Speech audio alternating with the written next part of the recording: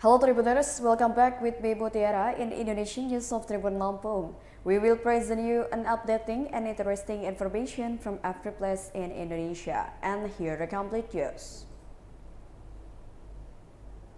The first news is girl's body found in the swamp.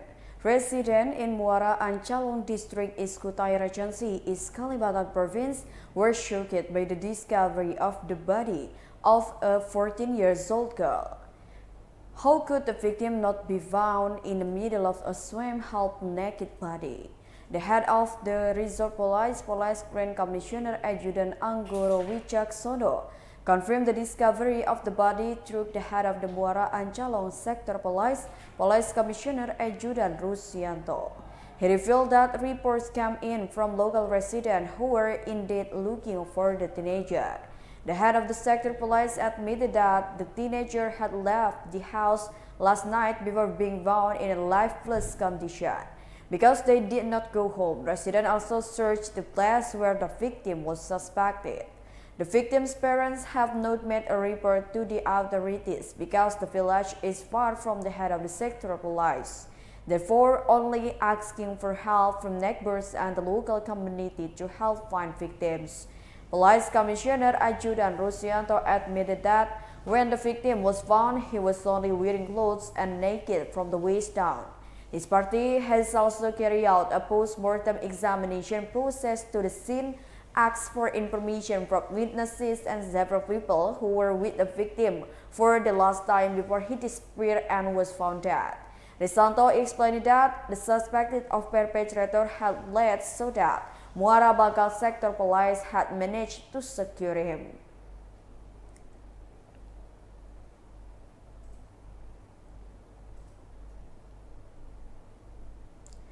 The next news is, due to bad weather, a barge was stranded.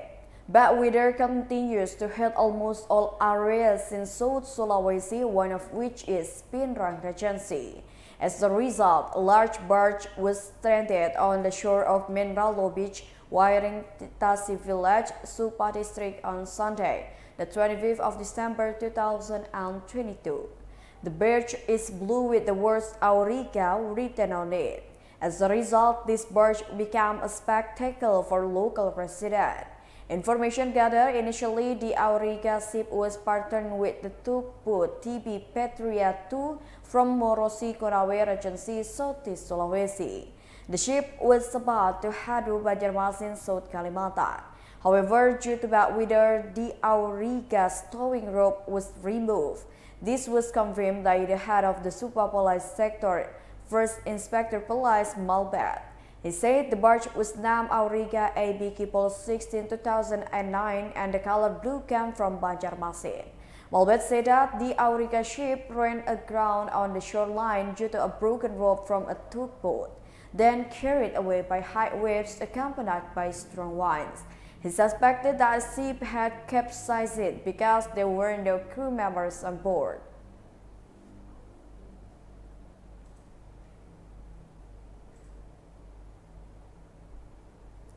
The next news is, a government official car wearing a fake license plate in Jakarta. A government official car was caught using fake license plates while crossing the Halim Baru traffic light area, Kramat Jati District, East Jakarta. The driver of the minibus type car used fake black license plates to cover up the red ones so the vehicle looked like it belonged to civilians, not government ones. Head of the Action Unit for the East Jakarta Metro Resort Police Traffic Unit, the second police Juza Agus Sugiharto said that the car with fake number plates was secured on Monday, the 26th of December 2022, when his staff was managing traffic flow. Based on the inspection, the car should have used a red plate like government vehicles, but the driver replaced it with a black number plate. This is also confirmed by a car vehicle registration number indicating that the vehicle belongs to a government agency, not a civilian vehicle. Juzal said that the reason the driver of the car used a black license plate so that it looked like a civilian was because he was worried that the vehicle would become the target of the demonstrators' fury. The reason is that when there are demonstrations stated on it, vehicles are often the target of mass rage, but this pretext is not justified, so the authorities give a warning.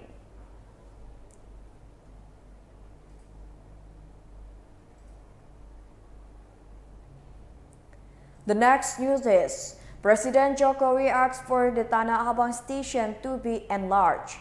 Tanah Abang station will be revitalized to increase visitor capacity. In this plan, President Joko Widodo, together with the Minister of Transportation Budi Karya Sumadi and the acting governor of DKI Jakarta, Heru Budi Hartono, conducted a direct inspection on Monday, the 26th of December 2022. After going to Tanah Abang station, Jokowi continued his journey on the commuter line train to inaugurate Manggarai Station, South Jakarta. The three are known to have departed using the commuter line train from Tanah Abang station. This was confirmed by the Mayor of Central Jakarta, Dani Sukma, who is also present at the review. Dani added that the revitalization of Tanah Abang station aims to increase visitor capacity. Considering that the station is a transit point or meeting point that involves many people, thus the station can accommodate more than train passengers. Heru Budi Hartono's subordinates admitted that they support all programs and activities carried out by the DKI Jakarta provincial government, especially in Central Jakarta. According to Dani, after Tanah Abang station was developed, it is possible that there will be changes in our rules at various stations in Central Jakarta, such as Gambir.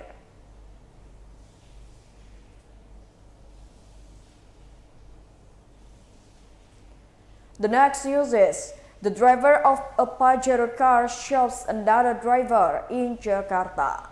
Reynold Lumintang and his family were bugged by a Pajero driver with kitchen 8 place in the Kelapa Gading area, North Jakarta on Sunday, the 25th of December 2022.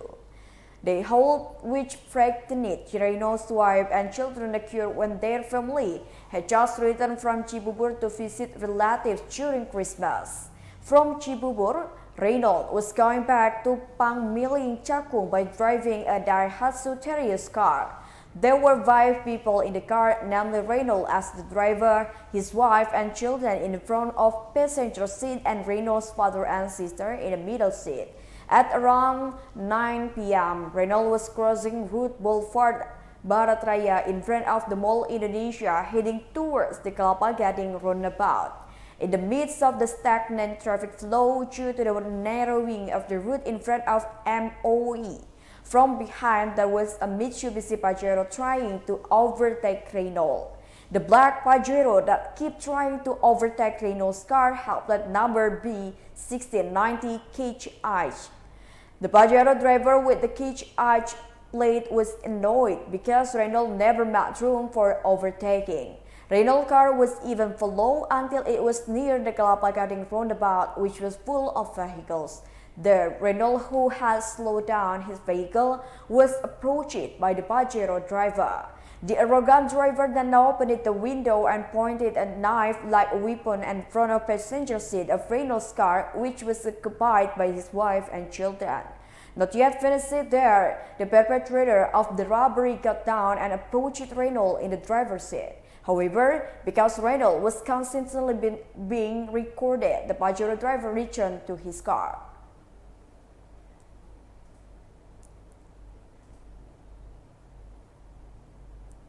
The next news is, a car plunged into the sea, causing a husband and wife to fall through.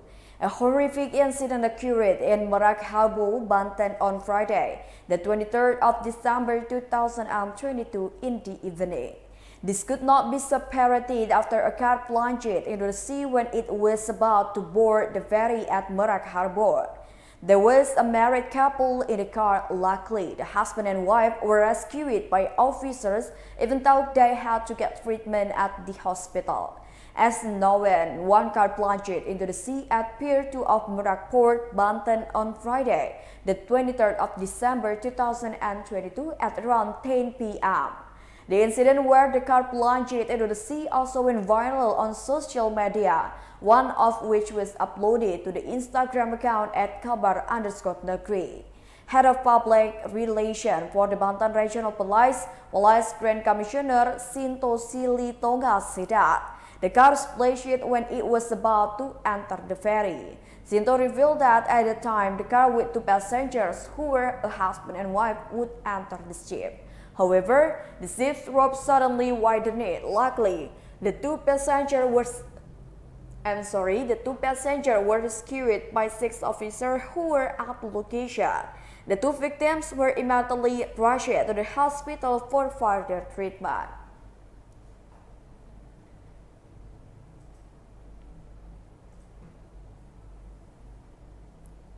The last news is the case of holding a gun during the chaos at the Kasunan Solo Palace. There was an act of pointing a gun during a riot inside the Solo Kasunanan Palace, which involved the Sasono Putro faction acting on behalf of the King of the Solo Palace, SISKS Pakubuwono XIII Hangabehi, and the Customary Council institution on Friday the 23rd of December 2022. This was disclosed by the Executive Chairman of the Customary Council, KPH Edi Wirabumi. In his statement, he revealed that the police officer pointed a firearm at the grandson of Sri Susuhanan Pakubuwono XIII BRM Suryo Mulyo. However, this statement was denied by the head of the Solo City Resort Police, Police Grand Commissioner Iwan Saktiadi. According to him, from the result of investigation into a number of members, there was no act of holding firearms at BRM Suryo Mulyo. Iwan Saktiadi confirmed that the members serving at the Solo Palace were equipped with firearms for security. The police assigned to the Solo Palace were asked to guard Sri Susuhunan Pakubuwono XIII. This guard was a request from the Solo Palace.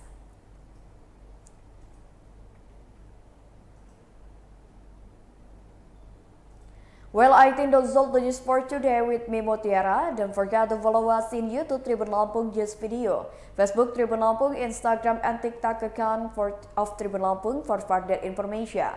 Thank you for watching and have a nice day.